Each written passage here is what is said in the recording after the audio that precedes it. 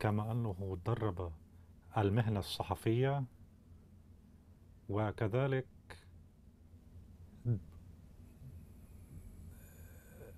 عمل كصحفي مع محطة في أمريكا اللاتينية، وكذلك لديه خلفية بالعلوم السياسية. سيتحدث عن حرية الصحافة بشكل عام.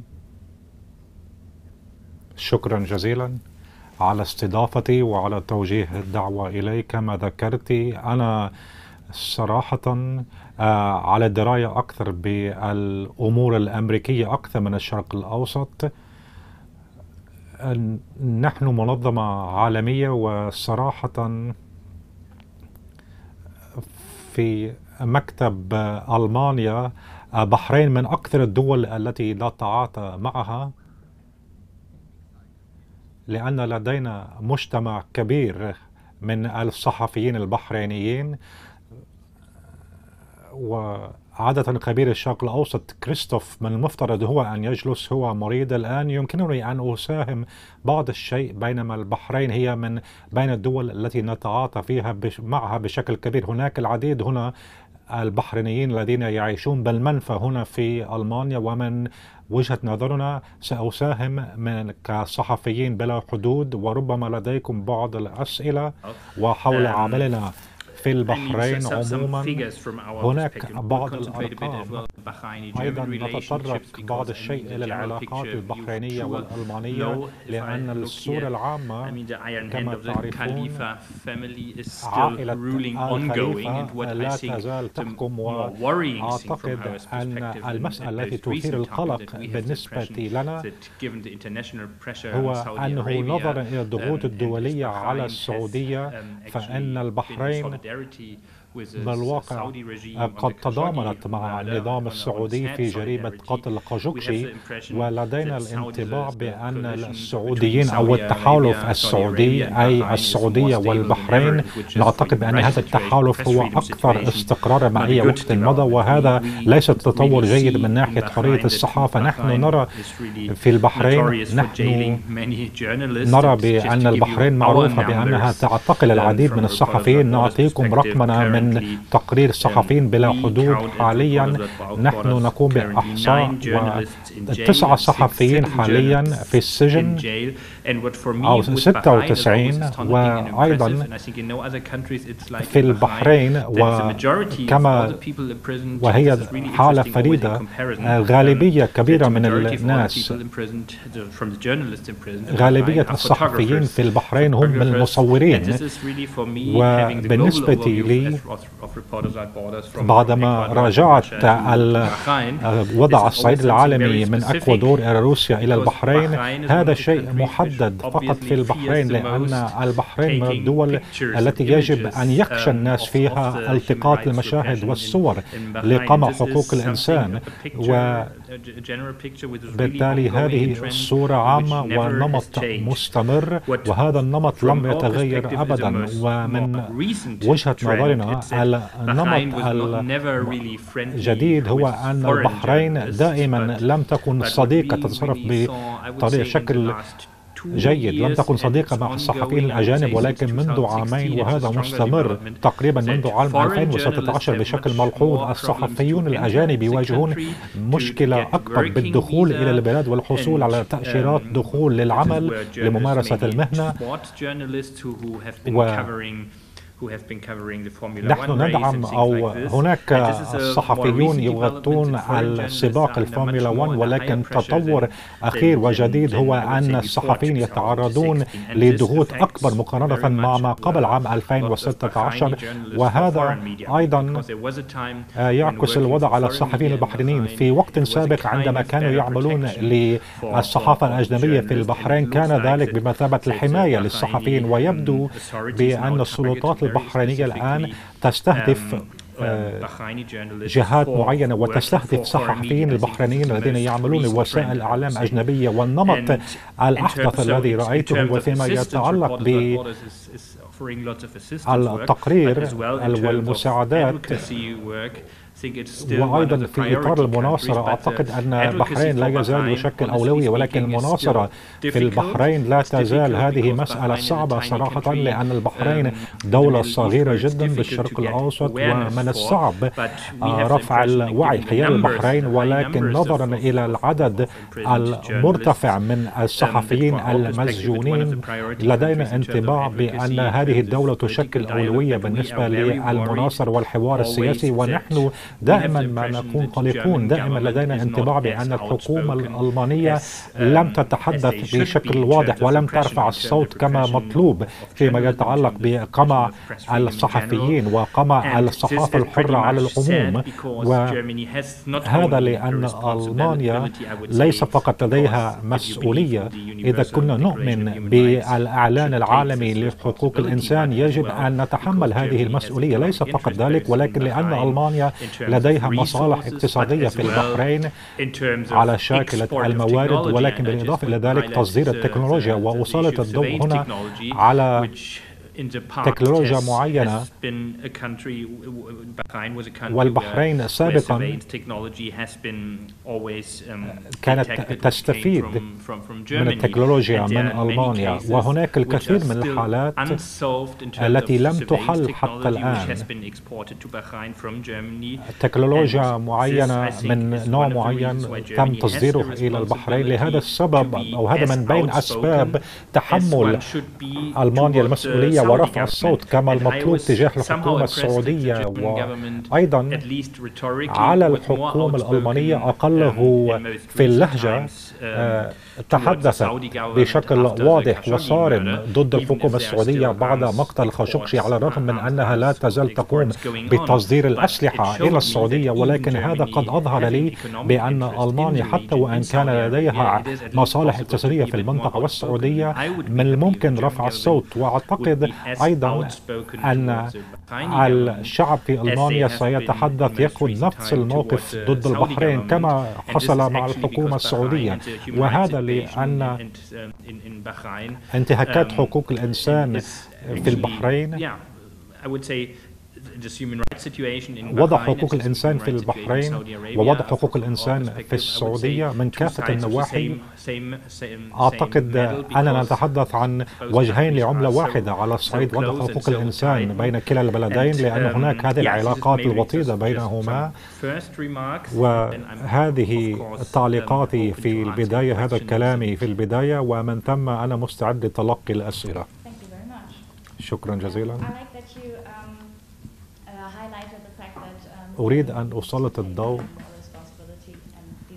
على هذه المسؤوليات،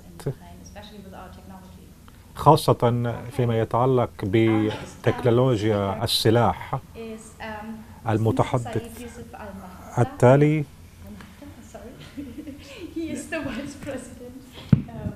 يوسف المحافظة، وهو رئيس منظمة سلام للديمقراطية وحقوق الإنسان، مركز لحقوق الإنسان، وهو قد اعتقل أيضا وأمضى فترة بالسجن. ومنذ عام 2014 هو يعيش بالمنفى في ألمانيا.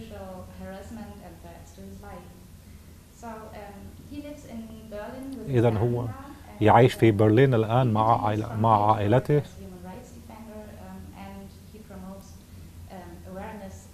وهو يعمل على رفع الوعي، زيادة الوعي حيال ما يحصل.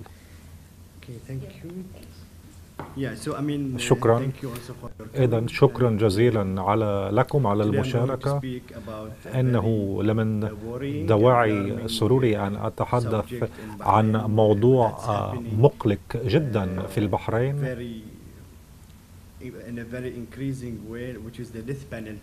وشاهدنا أيضا زيادة التفاوت، عدد الذين حكم عليهم في البحرين خلال العامين الماضيين. بالفعل هذا العدد يثير القلق. الحكومة البحرينية قد نفذت أول إعدام لها في 7 أعوام عندما أعدمت 3 أفراد: عباس السميع سامي مشيمع وعلي سنجيس، على الرغم من أن علي كان عمره 17 عام بسبب جرائم مزعومة. كل هذه الإعدامات تمت على أيدي الحكومة في عام 2017، ومنذ ذلك الحين فإن هذا العدد قد ازداد. في عام 2017 تم الحكم بالإعدام على 12 شخص. أيضا هذا استمر حتى في عام 2018. على سبيل المثال في 13 من تشرين 2 نوفمبر صدر حكم الإعدام، وفي 29 من تشرين 2 نوفمبر أيضا منذ بضعة أيام أيضا حكم بالإعدام على 24 Bahraini were sentenced to death, all at risk of execution. I mean, for a country, this 24 for us is too many. For a country size of Bahrain, population is over 600,000 citizens. This number is shocking high.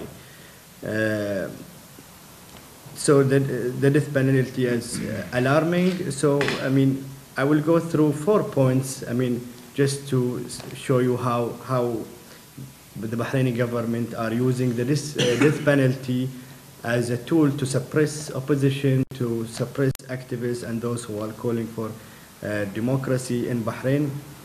The first point is they are highly politicized cases. Those who are target are often victim of politicized charges, and international law restrict use of death penalty to the most serious crimes such as international killing. In Bahrain, the death sentence are often made under the pretext of combating terrorism. This is the first point. The second point, which is the confession under torture. So we documented some cases. For example, we have the case of Maher al-Khabbaz, who were sentenced to death. He was subjected to the enforced disappearance. So we have 3 cases actually: Maher al-Khabbaz, Muhammad Ramadan, and Hussein Musa Muhammad. All these 3 examples that we document, all of them were subjected to enforced disappearance, tortured in Bahrain, and all their confession under torture. And the third point is unfair trial. The ensuing court cases fail to meet the most basic guarantee of a fair trial and due process. And also the international law is very clear. Article 6 of the International Convent of Civil and Political Rights, ICCPR, state that the death sentence cannot be made without a guarantee of fair trial. The last point is the military courts. Many of those individuals were sentenced in military courts in Bahrain. For example, in 3rd of April 2017, the King of Bahrain approved a constitutional amendment that enabled a military courts to try civilians. Since then, the practice has become increasingly common.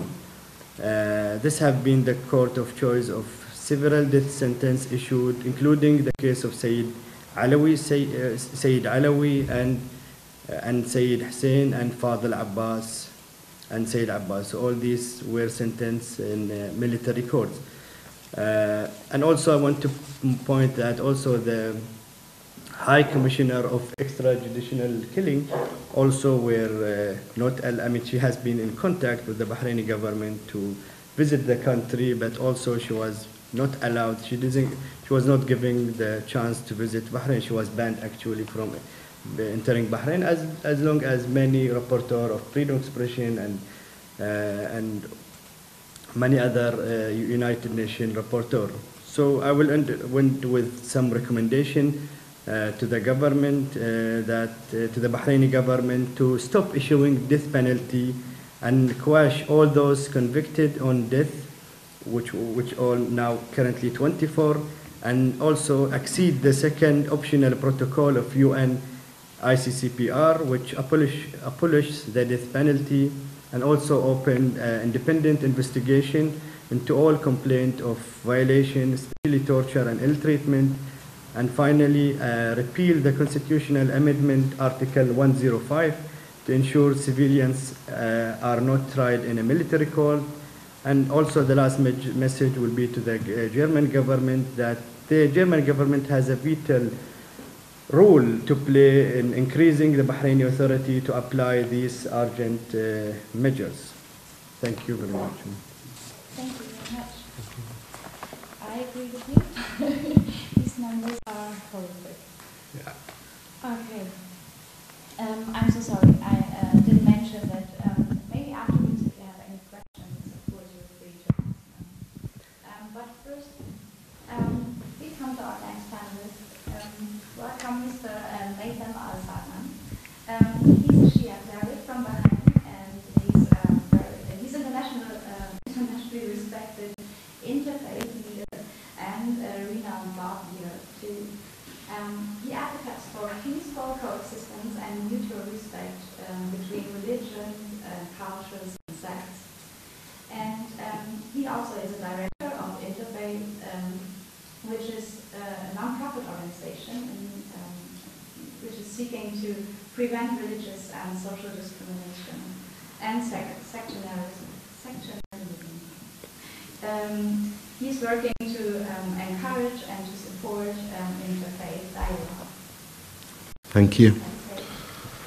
Thank you for the introduction. And overall, I would like to state that we have reached in Bahrain to a complete shutdown on the space given to civil society at all levels. The once vibrant, active civil society in Bahrain and CSOs have been completely silenced. And today it's very unfortunate that the government is attempting to replicate the civil society with governmental CSOs to present to the international community in an attempt to whitewash the crackdown on civil society. If I recall the last statement given by the ex-UN High Commissioner for Human Rights, Zaid bin Ra'ad al-Hussein, he said that there's a complete closure in the space granted to non-state actors. And this is exactly what's happening in Bahrain, and this has resulted in continuous deterioration in human rights at all levels in Bahrain. Freedom of expression, freedom of assembly has been banned in Bahrain since 2014. Freedom of association, civil society organizations have been banned, political societies have been banned, Al-Wasat newspaper has been closed down. People are being arrested, like the ex-MP Al-Ashiri, for just tweeting a single tweet expressing his opinion in the absence of social justice in the elections which took place in Bahrain, in the absence of transparency and the absence of democracy in the actual electoral process which took place in Bahrain. So overall, what we're facing in Bahrain at all levels is a complete shutdown. We have more than 4,000 prisoners of conscience. The numbers mentioned by Sayyid Yusuf on those who are awaiting execution, they've been charged, arrested in politically motivated cases. So this just shows that the judicial system in Bahrain is used as a tool to suppress all kinds of dissent, all kinds of opposition, and this is a key factor which points out to the need of reforming the judicial system in Bahrain to ensure independency, to ensure transparency, and to ensure fair trials according to international standards. The biggest two political parties representing the opposition are Wa'ad, which is a secular leftist political society. It has been banned. Al-Wifaq, which had 64 to 67% of the total votes which took place in the elections in 2010, has been banned.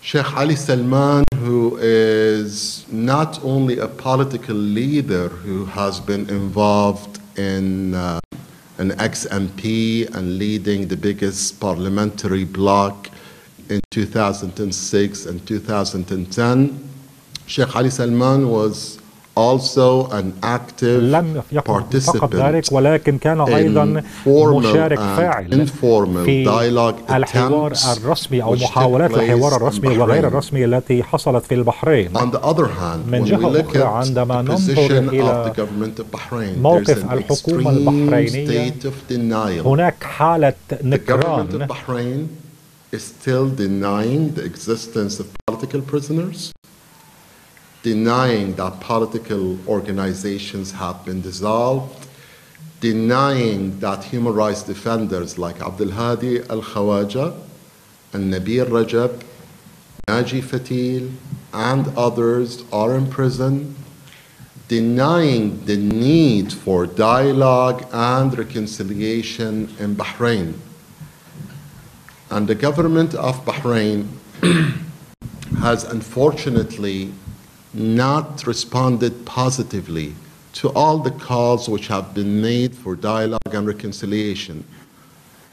A total of 19 calls have been made by the European Union, the UN in general, Ban Ki-moon, President Obama when he was around, especially in his speech on the 19th of May 2011. Other calls have been made by members of the European Parliament, the Office of the High Commissioner for Human Rights at the UN. However, the government of Bahrain is persistent in refusing to have dialogue and to reach to a political reconciliation to the crisis in Bahrain. What can be done at an international level? I believe that the advocacy work done by human rights organizations has been positive in raising awareness on the actual human rights situation, deteriorating situation in Bahrain. However, that's not enough if we don't get in contact and place effective pressure on foreign policy makers in the European Union, in the United States, and in the United Kingdom. I was pleased that there were positive statements made by the European Union on the human rights situation in Bahrain.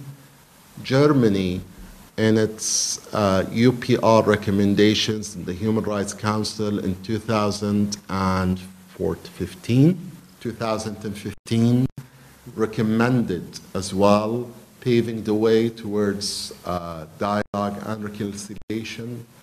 However, at the end of the day, that's not enough, and it hasn't been effective in pressuring the government of Bahrain to adopt reforms at the human rights and at a political level. Therefore, I believe it's our moral responsibility at this critical stage, because things could get much worse in Bahrain.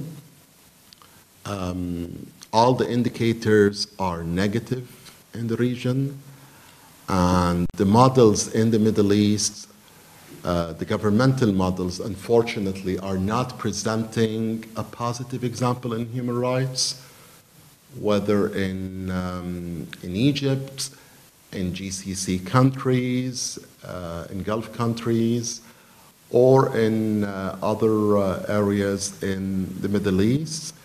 So therefore, it's crucial for human rights organizations to speeding up their communication levels with politicians, with political parties, with governments, to try to convince them to take a moral stance on human rights in general and on the situation in Bahrain. We recently, I just want to end with this point, we recently had our elections in Bahrain, and the government of Bahrain had a complete closure not only on civil society. Reuters, AP, AFP, journalists, and this is good stuff for Reporters Without Borders, were denied entry, not given access to visit the country. No one was allowed to observe the elections besides those appointed by the government, whether the press, whether local CSOs, or international organizations were not given access to be in the country and to have an observant eye on the actual elections. And we believe that the elections will not have a positive role in pushing forward towards democracy, in having human rights reforms, because the whole process has been managed in a very non-democratic way, and the outcome could only be non-democratic. Thank you, and I will expect your questions. Thank you. Thank you very much. Okay, so now you were able to listen to some point of views about the situation in Bahrain and why there is definitely a need for reform in human rights. Are there any questions? I have one question, please. I'm taking the question from the last thing Chef Nathan said about the necessity of that the situation is not only in Bahrain or in Saudi Arabia, but in the entire Middle East region. And my question here for you, please, what's your advice for the human rights organizations, local human rights organizations, and human rights defenders in terms of working together, cooperation together, because it's the same method used by with those entire regimes, and actually those entire regimes are cooperating together. We see the recent story about the football player Abdul Hakim the Arabian, and who was arrested and he's still arrested in Thailand. So what's your advice for the local human rights? It's a very good question, because it's actually having a bit of global overview, not over the region, and in lots of countries which are high level of suppression,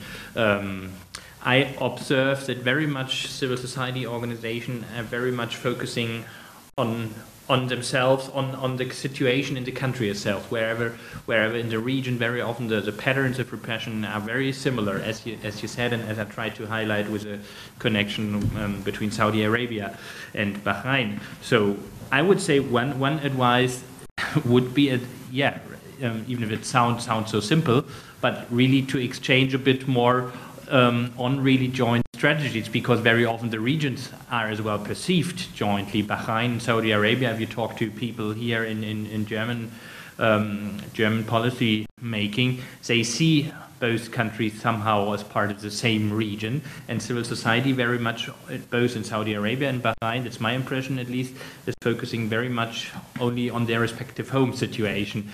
And I think civil society could get stronger if the civil society organization in the region would cooperate a bit more, and I think this is at least one starting point. And this is not only something which I observe in the region of Middle East, as I observe in Latin America, like in Asia, but that very much the Cambodian civil society is, for example, very much focused just on themselves, where the patterns of repression are very similar to in Thailand, just to give you an example. Yeah? And I think that's the same with Bahrain and Saudi Arabia. And this is at least one starting point, and not only focus on yourself, because the patterns of repression are quite similar, and the region is perceived more as one region.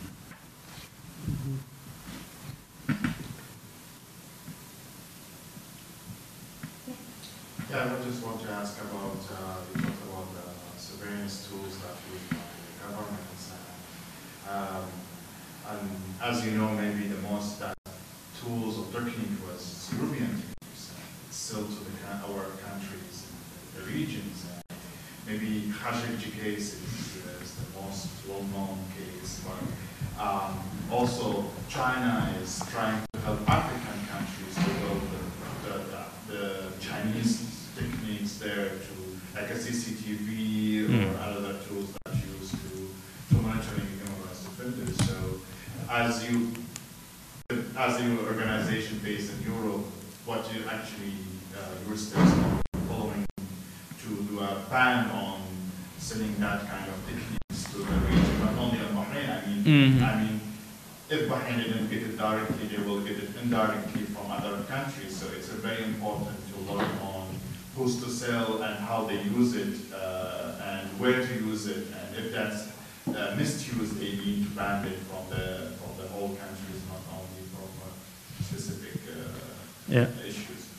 Actually, Reporters Without Borders is, I think, one of the few organizations really engaged in the issue of export control regime, together with Access Now, with a close partner organization of it. I think we are, I would say, the two partner organizations who are very much in detail on the whole discussion on export controls of surveillance technology. And I think we have to identify the different layers of the export of surveillance technology. There has been, of course, it's a global market. You mentioned Chinese technology, you mentioned European technology, and me, myself, I mentioned German technology. On the global market, what we observe that Chinese technology is exported still, and even to a growing extent, but it's not that popular, that's what I know, among intelligence services. It's not that popular because European technology is not so much under suspicion for having a built-in backdoor, like somehow with Chinese surveillance technology. It somehow sounds ironic. But that's why European technology, surveillance technology, is always much more popular than Chinese technology. But on the European level, actually since 4 years, there has been implemented for the first time EU dual-use regulation, so surveillance technology, so basically Trojans and monitoring centers, is now dealt and it's traded like ordinary weapons. That's why it's regulated under the export control regime as dual-use technology. And just now, actually really now in these days in Brussels, we are really in very decisive days, because on the European level there just currently are negotiations on reforming this EU dual-use regulations. We still don't know where it goes, because it looks like it's still likely that we will have one step forward in the EU dual-use regulations.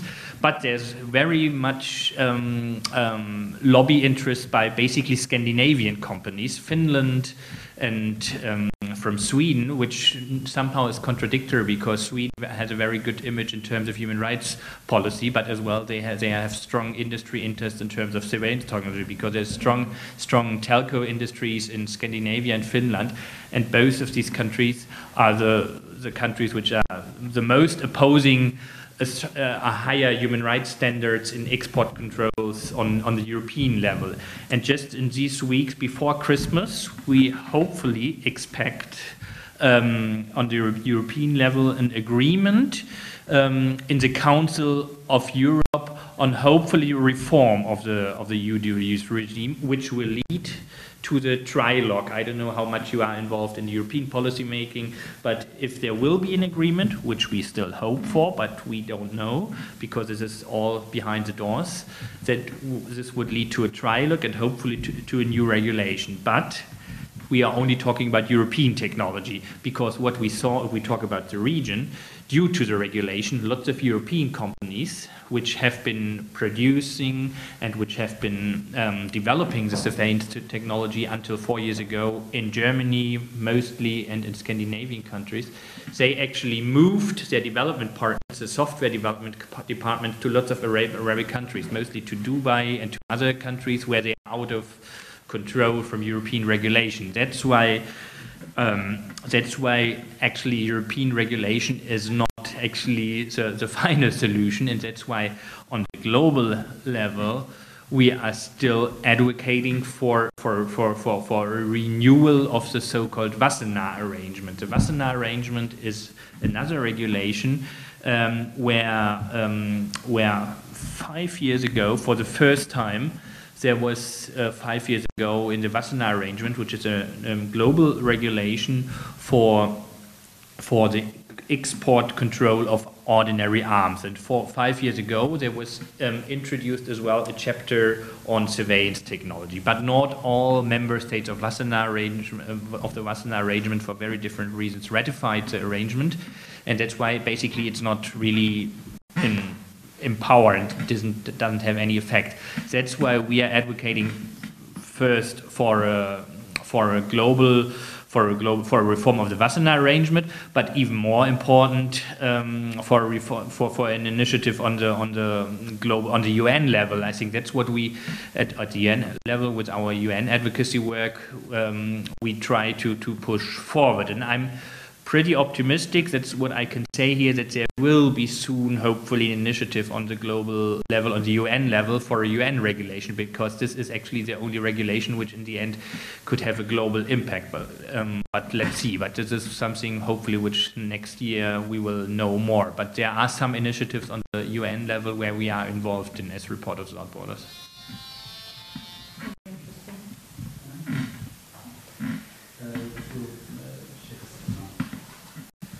We know Bahraini society is kind of global and it's mixed.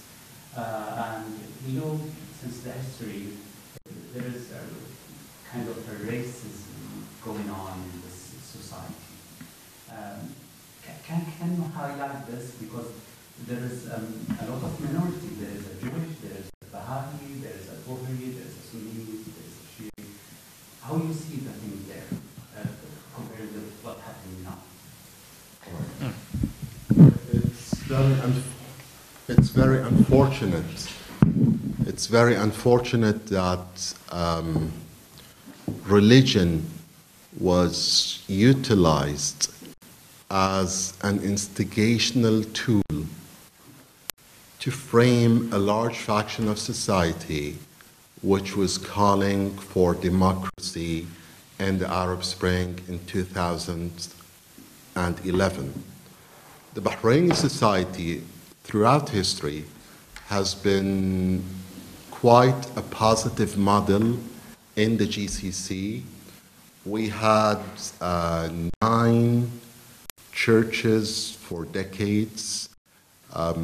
We have religious minorities living in the country. We have a large expat community. I myself was educated at a Catholic school, and this is just an example of the openness which exists in the Bahraini society. However, in 2011, the majority of Bahrainis, and this is a fact, the US State Department states in its International Religious Freedom Report in 2016 that Shias form 60 to 65%. In the CIA fact book in 2001, they believed that the percentage was much more. So the government of Bahrain framed those calling for democracy as being Shias and being part of an Iranian plot. And this is an insult to all of those calling for democracy to Bahrain.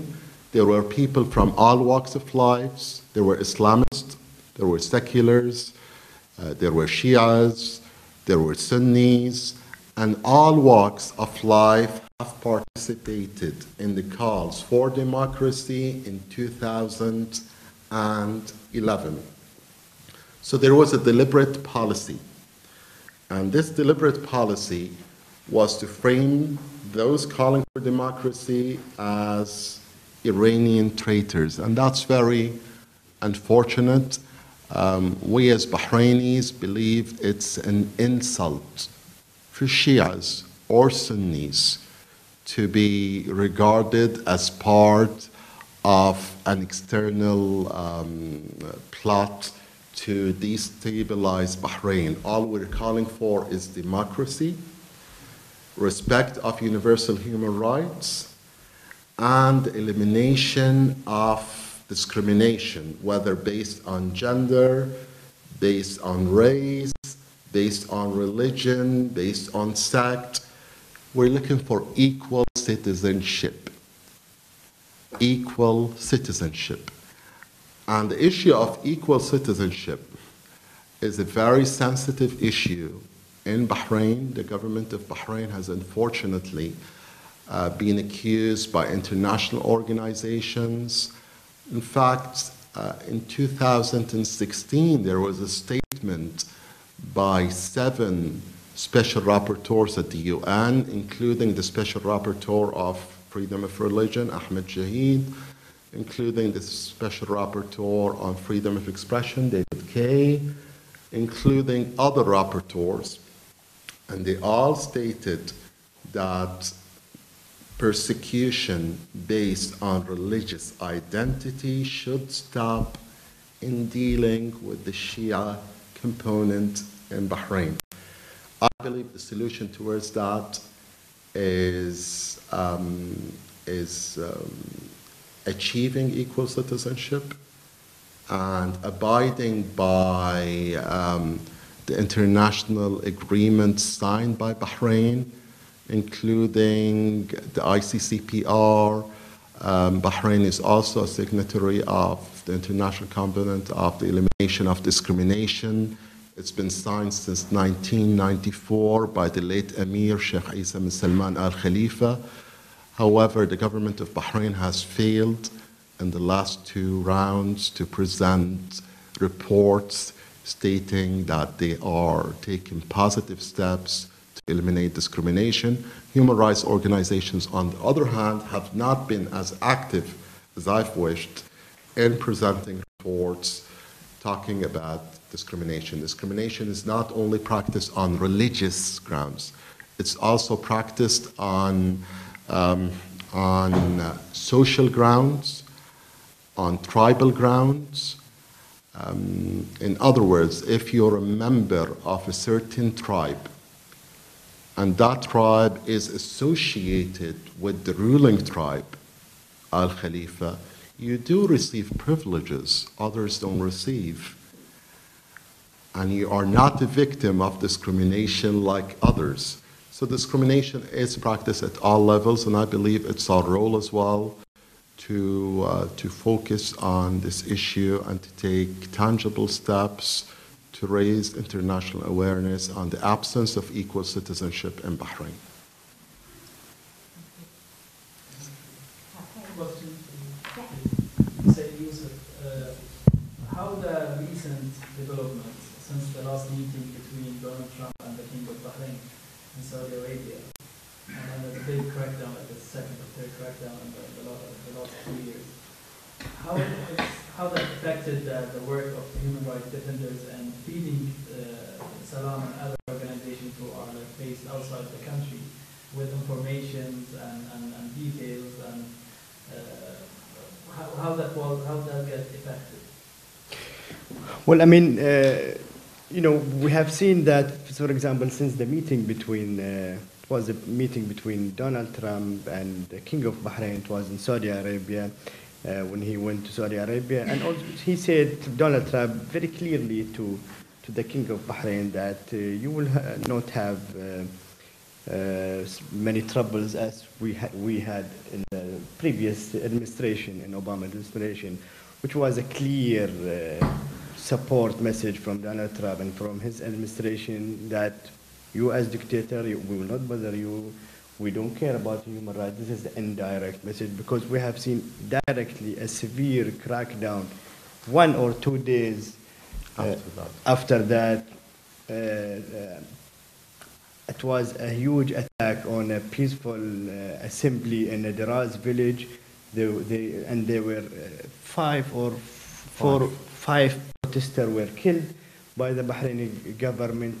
Hundreds were arrested, many were attacked, many injuries. It was a big demonstration in Daraz village, and also all the human rights violations were extremely systematically increased in the last after all that. So I think we have been a little bit as NGOs disappointed by this administration, because we have been seeing that the human rights is not an issue. They see Bahrain and Saudi Arabia and Gulf, as you have already mentioned, that they're all together. So they have only see this Gulf country that they are buying a good customer, that they are buying their weapons and and about oil and arms. So it's all about economical reasons. So they don't care about human rights. So I think even we have the work of human rights or NGOs are very complicated now comparing to previous administration, or especially that we have a U.S. Navy in Bahrain, and U.S. is a very strong player, whether we like it or not, but they have a huge influence in Bahrain, and they are a strong player. They and UK and US are very strong players in Bahrain politics, and they have the issue. I mean, they have the power to stop these abuses, but they don't want to at this time. Yeah. Can I add something here? Yeah, go ahead. If you don't mind, I'm going to add.